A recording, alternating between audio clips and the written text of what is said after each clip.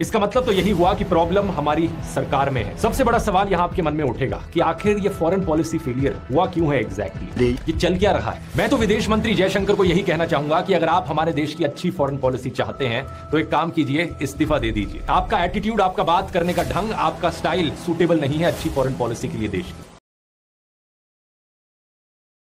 इनकी एज से ज्यादा foreign minister doctor S Jaishankar को फॉरेन अफेयर्स का एक्सपीरियंस है। एक यूपीएससी टॉपर और एक आईएफएस ऑफिसर को ये भाई साहब फॉरेन पॉलिसी के बारे में सिखा रहे हैं। विदेश मंत्री एस जयशंकर को फॉरेन अफेयर्स का 48 ईयर का एक्सपीरियंस है। डॉक्टर एस जयशंकर की फॉरेन में पहली पोस्टिंग 1979 से 1981 तक मॉस्को में भारतीय दूतावास में 3rd और 2nd पॉलिटिकल सेक्रेटरी के रूप में हुई थी। डॉक्टर जयशंकर 3 दशक से ज्यादा की डिप्लोमेटिक एक्सपीरियंस के साथ वॉशिंगटन डीसी गए थे। 1977 में इंडियन फॉरेन सर्विस में शामिल होने के बाद डॉक्टर एस जयशंकर ने इंडिया के इंटरेस्ट का रिप्रेजेंटेशन किया।